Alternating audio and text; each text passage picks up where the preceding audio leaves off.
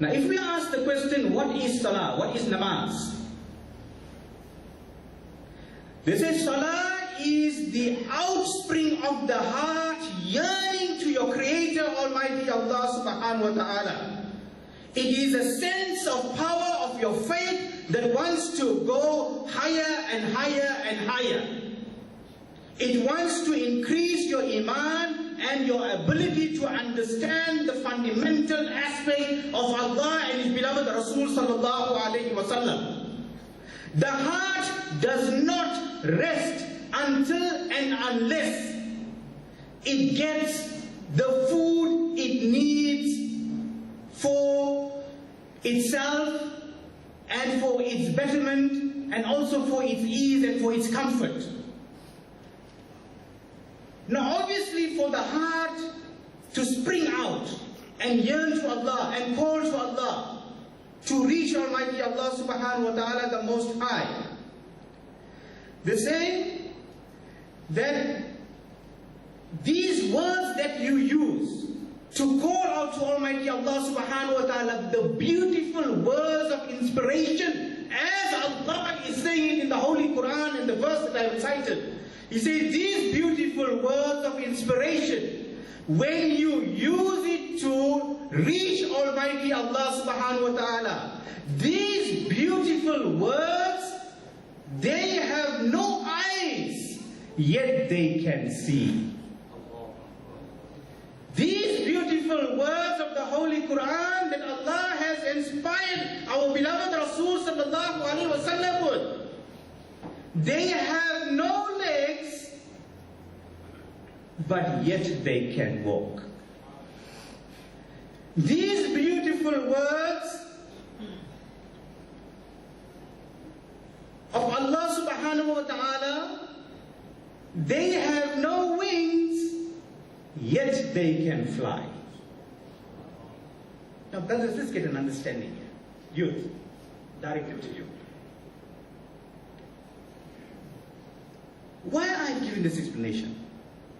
Salah is to reach a certain point in life. And that is the highest point of ibadah. Now obviously what we are doing in Salah is we are reciting the beautiful words of the Holy Quran. And we are saying, bring it closer to Allah, Allah get us closer to you. So the question arises, because you are the youth, you are sophisticated today. You are into the PowerPoints and computers and you name it. You are into this and, oh, you gone too far. Now people like us, our education stopped 25 years ago, so obviously we're not in par with you with your new technologies.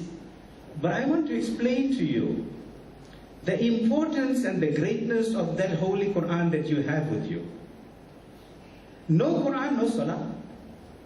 Am I right what I'm saying? What will you read if there's no Quran? The Quran is to praise Allah in your Salah. If there's no Quran, there's nothing.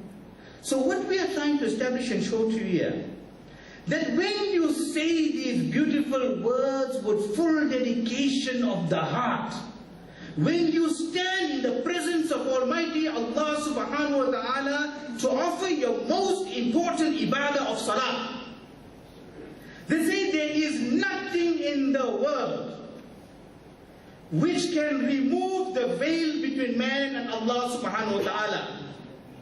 But it is those beautiful words of recitation which will remove the veil between you and Allah. So there is a parda, there is a veil between you and Allah. You want to unveil that parda, that veil, so that you get in direct contact with Almighty Allah subhanahu wa ta'ala. How do you get that contact? So some writers are saying that through that recitation of the inspiration revealed to you with the most humble and clean and perfect heart. Listen to my words. Most humble, clean and perfect heart.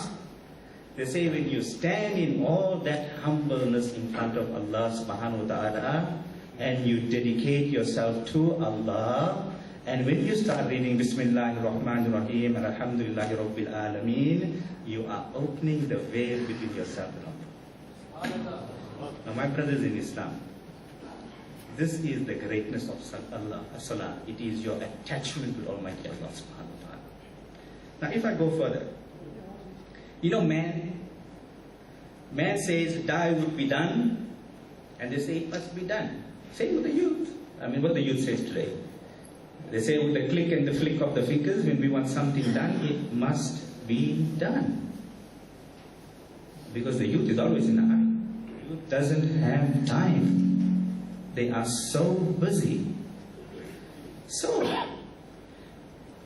the Holy Quran teaches us, Inna salati wa nusuki wa mahyaya wa mamati lillahi rabbil alameen, that with all the busyness and do and die, it will be done.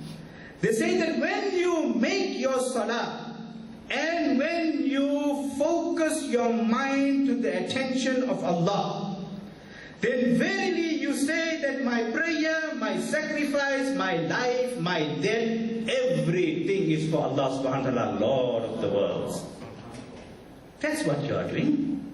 You are surrendering to Almighty Allah subhanahu wa ta'ala.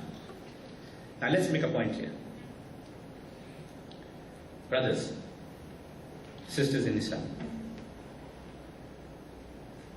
we are talking of contact, establishing contact. I told you the beautiful words of the Holy Quran. If you've got a good heart, clean, cleansed, beautiful, fantastic, it will link you directly, it will remove the parda. Right? That's the point I made. But some of us can still say and think, sorry for the language, I'm addressing youth. Is the Moulana talking, the words of the Quran, or maybe just a word, this, that, whatever in English. These are dead, they can't do much. They can't do anything. How can they travel? So let me draw your attention to some dead matter. Okay, listen. The sun is shining miles and miles and miles away. We agree? But we feel the heat. We feel the heat. Right? Okay, that's fine, that's natural. The sun is shining miles and miles and miles away. You take a magnifying glass and place it on your hand and see what it will do to you. What it will do, youth? It will burn you. Now if a dead object can bring life into you, when you're going to get burned, what are you going to do? You're going to jump, Am I right? You're going to scream. At one stage you were just standing there. The next moment, you got life, am I right? So if the dead object can put some life into you, you think the power of Allah and His Quran can't close the gap? You getting my point? Let's draw you closer more. We are all born from parents, all of us, right?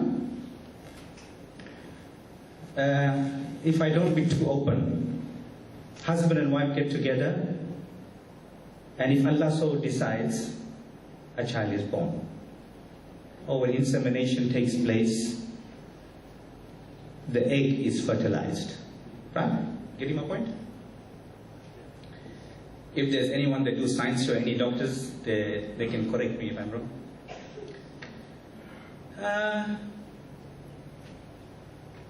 You think you have power to give life and death? Husband and wife? Do you know that when a child is being formed in the womb of a mother, listen carefully, after insemination, when the egg has fertilized, there is no heartbeat of the child. Allah then decides whether this child should be alive or not. With the decision of Allah at that point in time,